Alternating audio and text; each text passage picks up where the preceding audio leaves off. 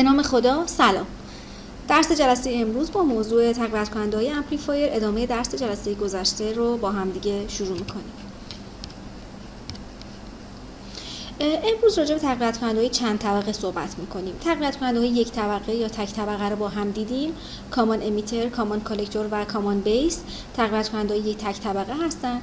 اما خیلی از کاربردها ما داریم که از چند طبقه تقویت کننده پشت سر هم استفاده می‌کنیم. بهش میگن مالتی استیج امپلیفایرز، یعنی تقویت کننده‌های چند طبقه. بعضی از کاربردها هستن که ما نیاز به گین زیاد داریم، به بهره زیاد نیاز داریم. مثلا ما می‌خوایم بهره 1600 داشته باشیم. منتها این 1600 رو مثلا توی یه طبقه ما نمیتونیم پیاده سازی کنیم، برای اینکه GMRC حاصل ضرب GMRC که مثلا یه طبقه کامان امیتر میده شاید به این اندازه نشه و ما لازم داشته باشیم که گین رو بیشتر کنیم. برای این کار از دو تا طبقه‌ای که مثلا گین 40 دارن هر کدوم استفاده میکنیم که حاصل ضربشون بشه 1600 و بتونیم این گین رو فراهم بکنیم. پس ما زمانی که سیگنال ورودی رو به یه طبقه اعمال میکنیم، گین طبقه اول روش اثر میذاره و اینجا سیگنال ورودی ضرب در گین طبقه اول رو ما داریم که این به عنوان ورودی طبقه دوم خواهد بود و گین طبقه دوم هم بهش ضرب میشه، اینجا ظاهر میشه. به همین ترتیب گین طبقه انوم هم بهش ضرب میشه و تو خروجی رو مقاومت لودمون ظاهر میشه. پس گین ولتاژ یا گین سیگنال کلمون خواهد شد حاصل ضرب این بهره هایی که پشت سر هم خواهیم داشت. پس ما اگه چند تا طبقه تقویت کننده رو پشت هم داشته باشیم، برای اینکه بهره کل رو حساب بکنیم باید بهره تک تک طبقات رو حساب بکنیم و اینا رو به هم دیگه ضرب بکنیم. خب اینجا الان معلوم میشه که این هر طبقه اینا چون هر کدوم اینا تک طبقه هستن و اون دانش ما از نحوه محاسبه گین توی تقویت کننده تک طبقه اینجا دیگه خودشون نشون میده. یعنی هر کدوم اینا ممکنه کامان امیتر یا کامان بیس یا کامان کالکتور باشن و ما باید تک طبقه رو خیلی خوب بلد باشیم که بتونیم تقویت کننده چند طبقه رو هم با استفاده از اونا حساب بکنیم.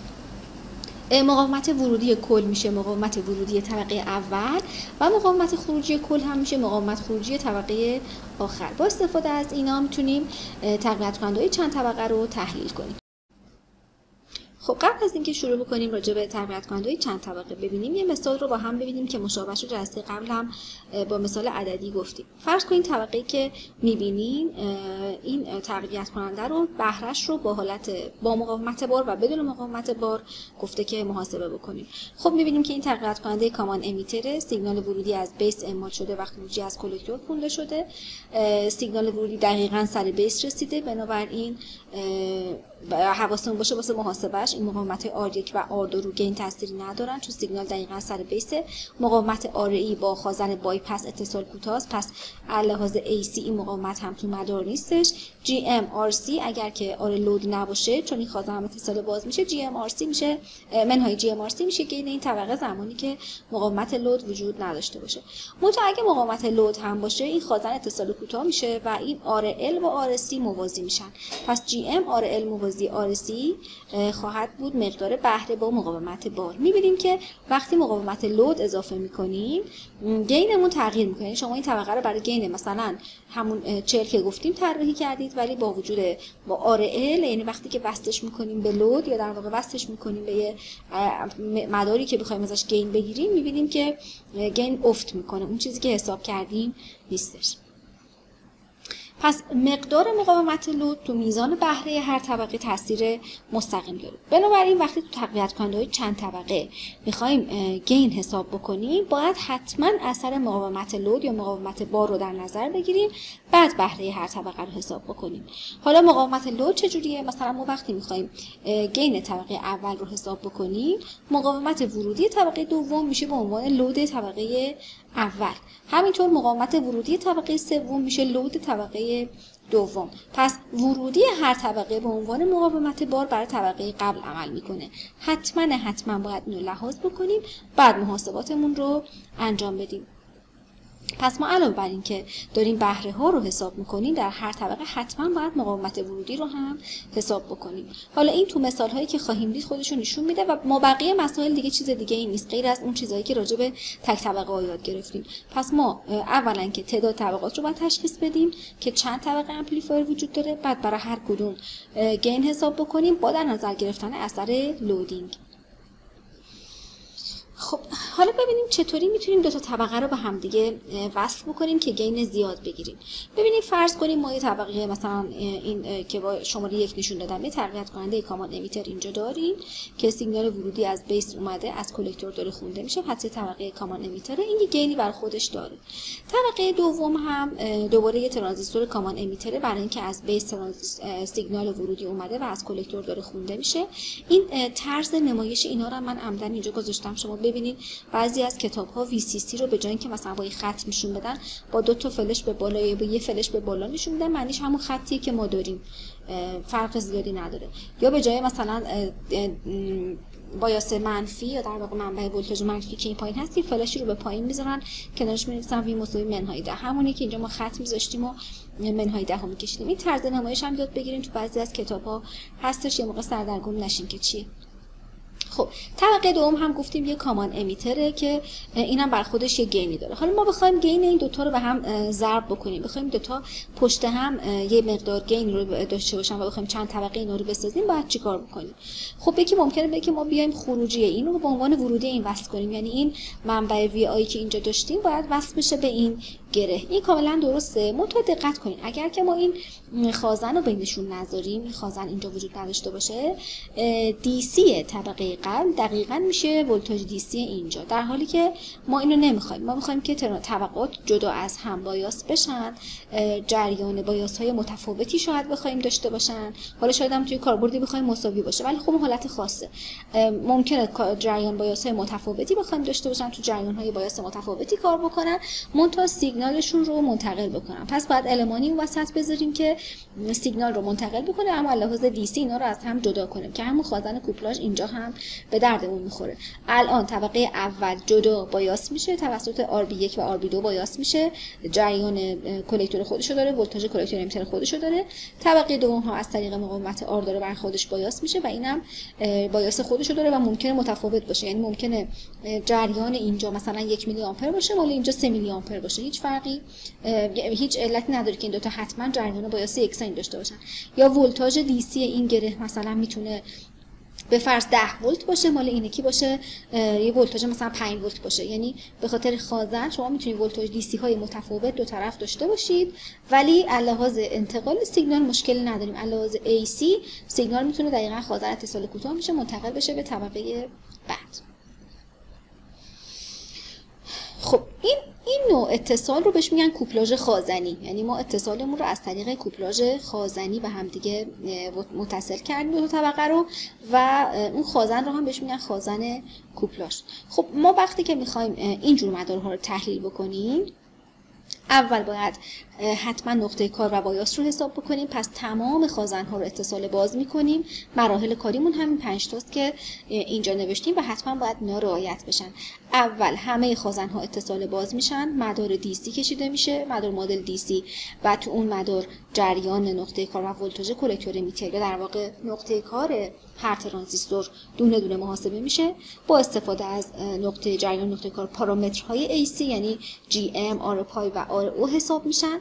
مقاومت ورودی هر طبقه بعد از که پارامترهای AC رو حساب کردیم، مدار مدل AC رو رسم میکنیم، خازن‌ها اتصال کوتاه میشن.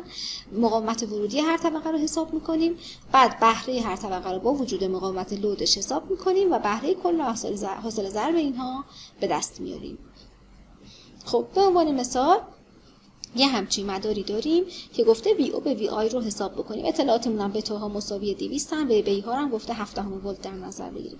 دقت کنین که اینجا یه طبقه ای داریم که TR1 یا ترانزیستور 1 اسمش و یکی هم TR2. دو تا ترانزیستور بیشتر نداریم، پس دو تا طبقه داریم. خب ترانزیستور اول منبع سیگنال به بیسش اعمال شده، از کلکتور خونده شده، پس یک کامان امیتره. ترانزیستور دوم هم سیگنالی که خروجی طبقه اول بود به بیسش اعمال شده، اینجا می‌بینیم، و خروجی باز از کلکتورش خونده میشه، پس این هم یه کامان امیتر هستش. پس تا اینجا تعداد طبقات تشخیص دادیم. این که هر طبقه چه امپلیفایر هست اینم تشخیص دادیم. حالا باید کار اولمون محاسبه DC باشه، در واقع مدار معادل DC تقویت کننده رو رسم بکنیم و نقاط کار رو حساب بکنیم. خب مدار معادل DC همه خازن ها میشن اتصال باز، این خازن اینجا باز میشه، اینم باز میشه، خازن C3 هم باز میشه، پس این طبقه از طبقه بعدی جدا میشه و مستقل میشن طبقات. خب 2/7 کی اینجا 100 اوهمی و 1/2 کی هم با هم دیگه سری تو امیتر ترانزیستور اول قرار دارن. 27 کیلو و 7.5 کیلو هم برای بایاستش اینجا وجود دارن. طبقه دوم هم باز 27 کیلو و 7.5 کیلو بایاستش هست. 2/7 کی مقاومت این بالا و 100 اوم و 1/2 کیلو اوم هم در واقع تو به صورت سری تو امیتر قرار دارن، چون C4 هم اتصال بازه، C5 هم اتصال بازه. حالا تو این مثال برای اینکه یه ذره محاسبات کم بشه می‌بینیم که دو تا ترانزیستور جفت همن، هم بتاهاشون یکیه، هم ویبیاشون یکیه، هم مقاومتایی که باعث اینا رو تشکیل دادن همه عین همن. پس ما یکی رو حساب کنیم اون یکی رو هم میشه گفت که حساب کردیم. تو این جور بایاس ها گفتیم مدار معادل تونن میکشیم. تو معادل تونن 27 موازی 7.5 کی میشه آر تونن که 58 کی شده. بعد سهم 7.5 کیلو اومی که میشه 7.5 تقسیم بر 7.5 به اضافه 27 ضرب در 30 میشه ولتاژ اینجا که 6.52 ولت به دست اومده. بعد مقاومت 1/2 کی و 100 اوم که با هم سری هم میشه 1/3 کی.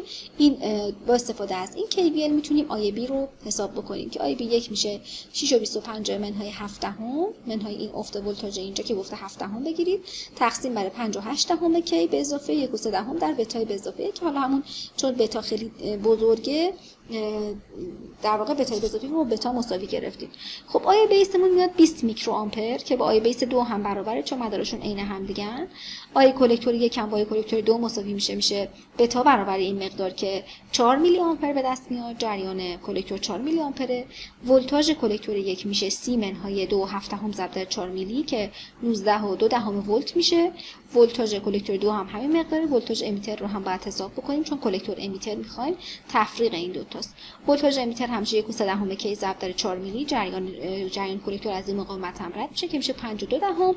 بنابراین ولتاژ کلکتور امیتر میشه ولتاژ کلکتور منهای ولتاژ امیتر که میشه 14 ولت برای هر دو تا ترانزیستور که نشون میده این ترانزیستورها در ناحیه فعالشون کار میکنن. نوشتیم اکتیو ریجن یعنی ناحیه فعال.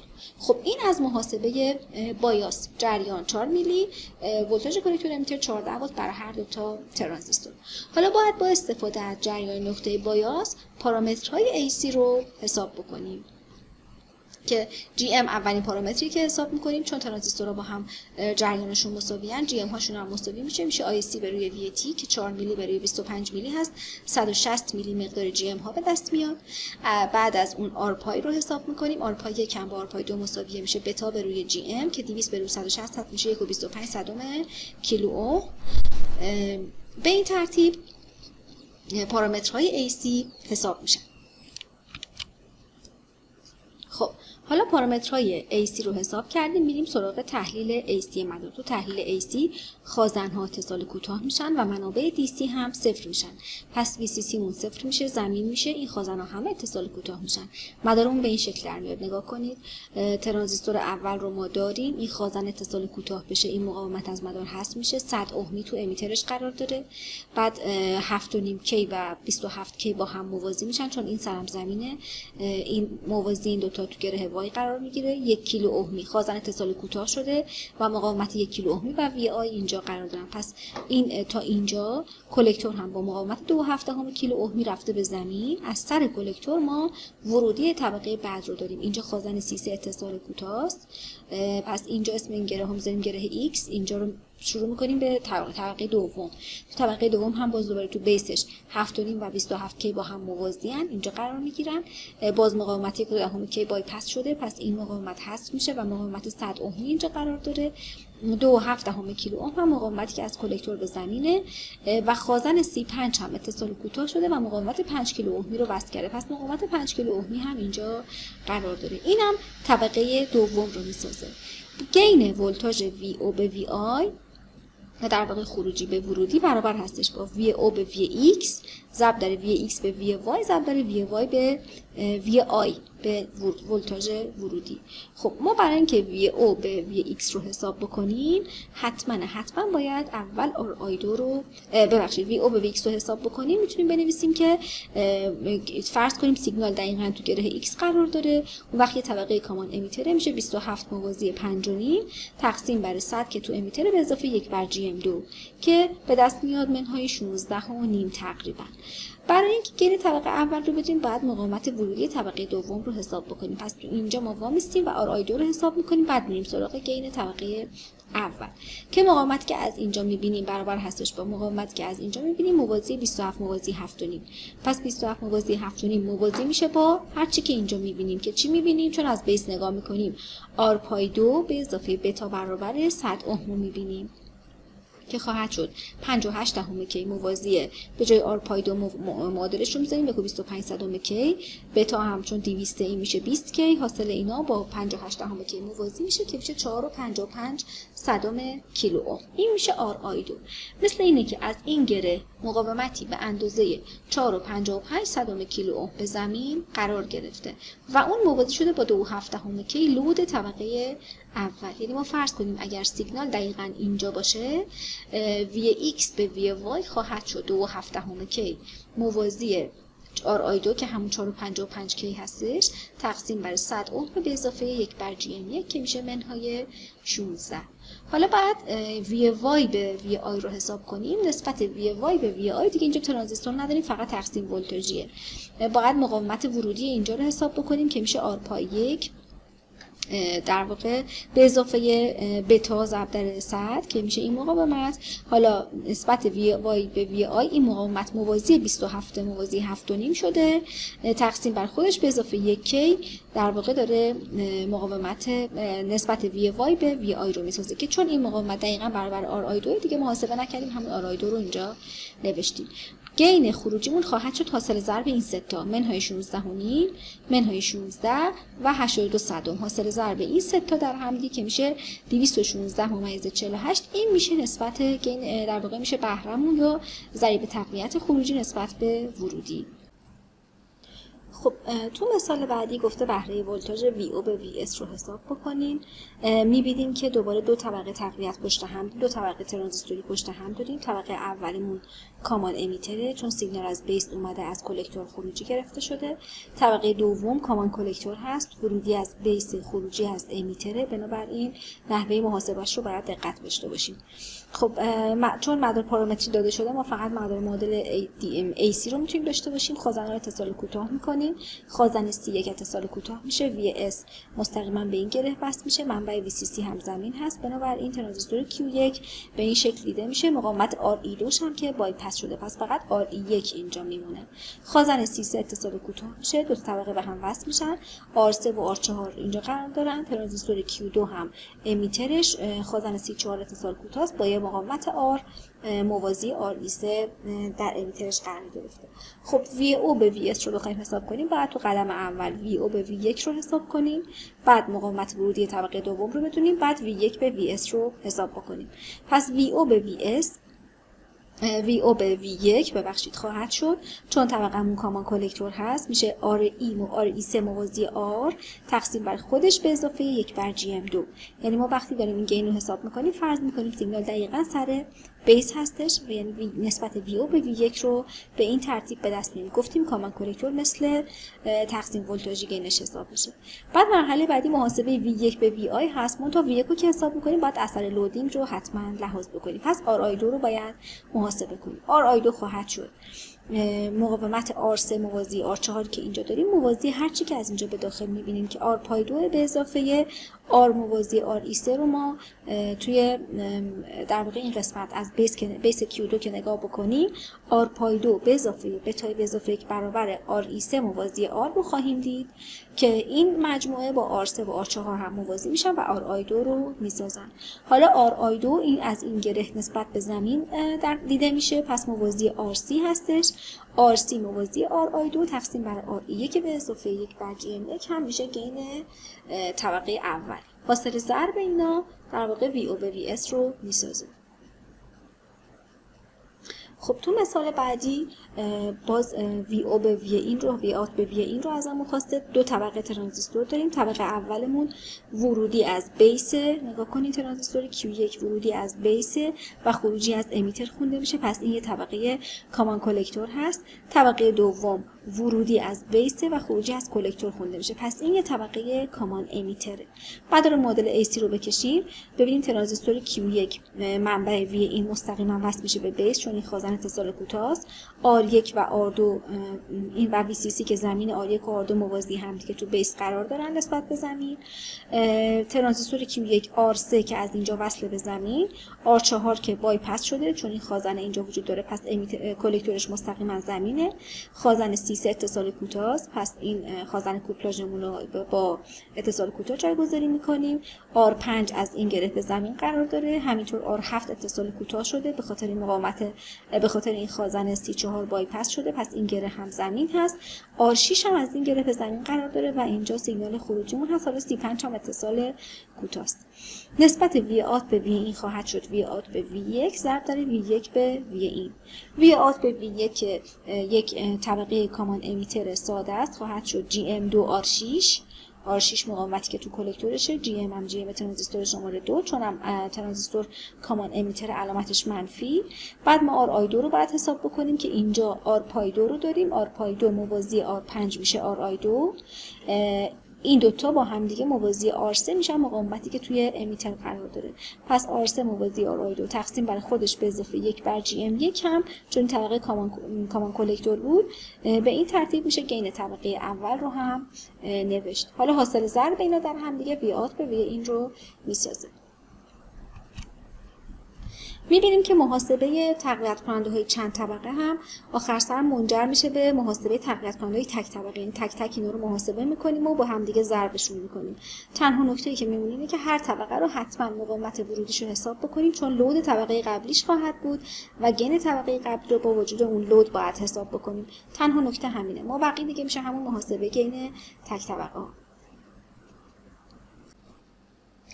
مقوله مهم دیگری که در مورد تقویت کننده ها اهمیت داره سوینگ خروجی هستش. سوینگ در لغت به معنای تاب خوردن هست.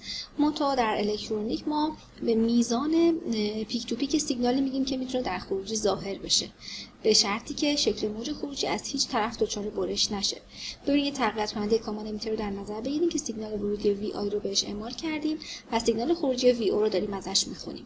خب سیگنال وی او حول یه مقدار دی سی مشخصی که بهش میذاریم وی او دی سی داره نوسان میکنه. این نوسان رو بهش میگیم سوینگ. حالا ما وقتی میخوایم ماکسیموم سوینگ رو حساب کنیم میخوایم ببینیم که این ماکسیموم مقداری که میتونه زیاد بشه چقدر هست. اگر که دامنه خروجی قرار باشه زیاد بشه، یعنی ما اگه دامنه ورودی رو زیاد کنیم و پشت بندش دامنه خروجی بخواد زیاد بشه، تا کجا میتونه دامنه خروجی زیاد بشه؟ اینو ما میخوایم به عنوان یکی از پارامترهای امپلیفایر معرفی بکنیم. دقت بکنیم این قابلیت زیاد شدن سیگنال خروج، دامنه سیگنال خروجی رو بهش میگیم مقدار سوینگ امپلیفایر. نه که الان حتما تو اون مقدار هست، بلکه میخوایم ببینیم تا کجا میتونه دامنه سیگنال خروجی افزایش پیدا بکنه با افزایش در واقع سیگنال ورودی. خب اگر که دامنه رو زیاد بکنیم و سیگنال از طرف منفی یا تو آلترانس‌های منفی یا آلترانس مثبت دچار برش بشه، این سیگنال دیگه سوینگش محدود شده و این به درد ما نمیخوره، بلکه ما سوینگ متقارن رو مد نظرمون داریم. حالا فرض کنیم مثلا امپلیفایر ما تو جریان 1 میلی آمپری باید شده باشه، این VCC هم مقدارش 5 ولت باشه و این RC که اینجا وجود داره هم با مقدار مثلا 4 کیلو اوم تو مدار قرار گرفته شده باشه. خب اگر که مدار به همین شکل باشه می‌بینیم که مقدار DC خروجی برابر هستش با VCC منهای RC IC که میشه 5 منهای RC که 4 کیلو هست ضرب در 1 میلی منهای پس منهای 4 VO DC میشه 1 ولت. یعنی از لحاظ DC سیگنال خروجی رو 1 ولت وایساده و حالا با توجه به سیگنال ورودی میخواد نوسان انجام بده. حالا این سیگنال زمانی که دامنه ورودی داره زیاد کم میشه، سیگنال خروجی داره زیاد میشه. تا کجا میتونه زیاد شه؟ تا اونجایی میتونه این ولتاژ زیاد بشه که جریان کلکتور کم بشه، حتی به صفر برسه و این خروجی بچسبه VCC. تا اینجا جا داره که حرکت بکنه. پس مقدار 4 ولت از DC بالاتره و به اندازه این مقدار میتونه تو آلترانس مثبت سوینگ داشته باشه. تو آلترانس منفی اگر که لول DC روی 1 ولت هست، تا کجا ببینیم میتونه بیاد پایین؟ اگر سیگنال خروجی بیاد پایین اونقدری کم بشه که مثلا برسه به نیم ولت، اون وقت ولتاژ کلکتور امیتر میشه نیم و هنوز ترانزیستور تو ناحیه فعال خودش قرار داره. تا زمانی که ولتاژ کلکتور امیتر نرسیده به 0.2 ولت این اوکی و میتونه بیاد پایین. یعنی آلترانس منفی رو تا زمانی که به 0.2 ولت نرسیدیم میتونه داشته باشه. پس 0.2 ولت کمتر 0.2 میشه ورز ما، یعنی یه کاری باید بکنیم که سیگنال خروجی 0.2 ولت پایین تر نیاد و فاصلش با 1 میشه 0.8 ولت. یعنی تو سمت آلترانس منفی اندازه 0.8 ولت جا داره که سیگنال سوینگ منفی داشته باشه. یعنی آلترانس منفی دامنش ماکسیمم میتونه بشه 0.8 ولت. حالا ما یه چنین سیگنالی داریم که سمت مثبتش 4 ولت جا داره که زیاد بشه، سمت منفیش 0.8 ولت جا داره که زیاد بشه. خب اگه بهمون بگن که سوینگ ما دامنه ماکسیمم سوینگ متقارن خروجی چقدر هست، ما باید بگیم 0.8، برای اینکه اگر که آلترانس مثبت از 0.8 بیشتر بشه دیگه منفی نمیتونه همراهی کنه. بنابراین مینیمم این دو تا رو به عنوان ماکسیمم چیزی که دامنه خروجی میتونه زیاد بشه در نظر میگیریم. پس تو این امپلیفایر ما میایم هم آلترانس مثبت و هم آلترانس منفی رو بررسی میکنیم. بین اینا اونی که از همه کمتر باشه اون میشه ماکسیمم سوینگ دامنه سوینگ متقارن توی خروجی که توی این مثال میشه 0.8. حالا اگه ازتون دامنه ماکسیمم خواسته باشن 0.8 رو اعمال میکنید. اگه گفته باشن که پیک تو پیک سوینگ ماکسیمم چقدر هست، میگید 1.6. این بستگی داره به اینکه چه سوالی ازتون پرسیده باشه. خب میبینیم که الان این امپلیفایر در واقع سطح دیسی انقدر پایینه که اختلاف خیلی زیادی بین سوینگ مثبت و منفی وجود داره. اگه ما بخوایم این رو برطرف بکنیم و در واقع بخوایم دامنه ماکسیمم سوینگ خروجی زیاد بشه، باید چیکار کنیم؟ خب خیلی منطقیه که ما باید سطح دیسی رو بریم بالاتر. یعنی ما ولتاژ خروجی دیسی رو یه کاری کنیم، به جایی که روی 1 ولت وایسه مثلا بیاد روی 2 ولت وایسه. اون وقت چه اتفاقی میفته اگه رو 2 ولت باشه؟ اون وقت آلترانس مثبتمون میشه 3، آلترانس منفیمون میشه 1.8 و ماکسیمم سوینگ متقارنمون میشه 1.8 دامنش. خب میبینیم که این داره بیشتر میشه. ما باید چیکار کنیم برای اینکه ماکسیمم مقدار رو داشته باشیم؟ ما باید بین 0.2 و 5 رو بگیریم و درست وسط اینجا رو به عنوان ولتاژ دیسی خروجی تنظیم کنیم. یعنی باید یه کاری کنیم جریان کلکتور توی اون مقدار وایسه که ولتاژ دیسی کلکتور تو اون مقدار وایسه که سوینگمون متقارن باشه و از هر طرف مساوی بتونیم بیشترین سوینگ رو دریافت بکنیم. برای اینکه این مفهوم رو بتونیم پیاده کنیم و ببینیم چطوری میتونیم سوینگ رو ماکسیمم سوینگ متقارن داشته باشیم، مفهوم خط‌بار دیسی و ایسی رو ما نیاز داریم. یعنی ما حتما نیاز داریم بدونیم واسه دیزاین، واسه طراحی مقدار جریان کلکتور و در نتیجه ولتاژ دیسی خروجی رو تو چه لولی بگیریم که سوینگ متقارن خروجی رو داشته باشیم. خب ما برای اینکه سوینگ امپلیفایر رو بتونیم حساب بکنیم و مفهومش رو یاد گرفتیم، بتونیم ببینیم در عمل امپلیفایرها رو بتونیم با هم مقایسه بکنیم و اینکه چجوری این سوینگ رو حساب بکنیم، دو تا مفهوم خط‌بار دیسی و ایسی رو باید یاد بگیریم. خط‌بار دیسی در واقع رابطه بین ولتاژ و جریان نقطه کار ترانزیستور هست. پس حتما یه نموداریه که بین جریان کلکتور و ولتاژ کلکتور امیتر رو داره رسم می‌کنه. برای رسمش از KVL حلقه خروجی تو مدار DC استفاده می‌کنیم. در واقع ما میایم مدار رو به صورت DC در نظر میگیریم. نگاه کنید این مداری هستش که امپلیفایرمون داره. خازنه رو اتصال باز میگیریم، مدار معادل DC در میاد. این میشه مدار معادل DC. حالا تو این مدار ما میایم نمودار میکشیم. KVL خروجی رو مینویسیم. VCC مساوی RC IC به اضافه VSE به اضافه RE IC. پس VSE میشه VCC منهای RC به اضافه RE در IC. این میشه معادله خط که میشه VCC، بهش میگیم RDC IC. این مجموعه آر سی به اضافه آر ایکس رو میذاریم آر دی سی. در واقع آر دی سی مجموع مقاومت‌های موجود توی خروجی هستش که جریان دی سی از اونها عبور میکنه و در واقع شیب خط بار دی سی رو نشون میده. پس این خط میشه یه خط، یعنی در واقع این رابطه یک خط رو نشون میده، بهش میگیم خط بار دی سی، چون داریم راجع به دی سی در مدل دی سی صحبت میکنیم و آر دی سی هم شیب این خط رو نشون میده. حالا دقیقاً معادل در واقع مقابل این خط بار AC رو هم داریم. تو خط بار AC ما مدار معادل AC رو در نظر میگیریم و در واقع داریم رابطه بین ولتاژ جریان نقطه تغییرات ولتاژ و تغییرات جریان نقطه کار رو در نظر میگیریم. پس ما میایم مدار معادل AC رو رسم میکنیم. تو مدار معادل AC از KVL خروجی استفاده میکنیم. ببینیم این مدار الان RE دیگه تو مدار معادل AC نیستش، چون این خازن اتصال کوتاه کرده، بایپاس کرده و RE دیگه از مدار خارج شده و این خازن هم اتصال کوتاه شده، RL به مدار اضافه شده. پس مدار معادل AC ما میشه این. حالا برای این بخوایم توی حلقه خروجی KVL بنویسیم، VSE میشه منهای RC موازی RL ضرب در IC. حالا اینو ما RC موازی RL رو RAC نشون میدیم. در واقع RAC مجموع مقاومت‌های حلقه خروجی مدار در مدار معادل AC هستش و نشون دهنده شیب خط بار AC هست. خب باید ببینیم که رسم این دوتا خط روی نمودار IC نسبت VCE به چه ترتیب هست. دیدیم که خط بار DC VCE مساوی VCC منهای RDC IC هست که خب با دو تا نقطه یابی یه بار VCE رو صفر بذاریم جریان IC به دست میاد، یه بار هم برعکسش IC رو صفر بذاریم مقدار VCE به دست میاد. این خط بار با شیب منهای 1 به روی DC مشخص میشه. با تو خط بار AC خب میبینیم که فقط شیبش مشخصه و گذر از صفر، یعنی یه خطی با شیب منهای 1 به رو RC داریم که از مبدأ عبور میکنه. ما این خط رو شیفت میدیم به نقطه کار، یعنی ما تو نقطه کاری که بعد ترانزیستور محاسبه کردیم شیب خط بار AC رو یه خطی با شیب منهای 1 به رو RAC رسم میکنیم که از اون نقطه عبور بکنه. برای اینکه حالا بتونیم تشخیص بدیم سوینگ چقدره، از مرحله از VSE1Q از اینجا که در واقع نقطه کار هست، سوینگ سیگنال خروجی از سمت مثبت تا اینجا خواهد بود، تا جایی که این خط محور رو قطع میکنه و از سمت منفی هم تا صفر خواهد بود. به این ترتیب شما میتونید راجع به سوینگ صحبت بکنید با استفاده از این خطوط. برای اینکه ماکسیموم سوینگ متقابل رو داشته باشیم باید یک کاری کنیم که نقطه کار وسط خط بار AC حساب بشه. پس ما دو تا کار داریم. یه بار هست که امپلیفایر بهمون دادن و ما تحلیل سوینگ رو داریم، یعنی بهمون میگن که سوینگش کجاست و ماکسیمم سوینگ متقابلش چقدره. یه بار هم هستش که بهمون میگن که این امپلیفایر رو کاری کنیم که ماکسیمم سوینگ رو داشته باشه.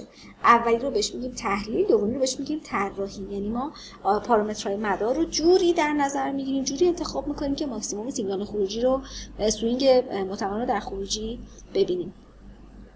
خب حالا این مثلا تحلیل گفته که حد اکثر دامنه متقابل خروجی رو به دست بیارید. یه همچین مداری داریم.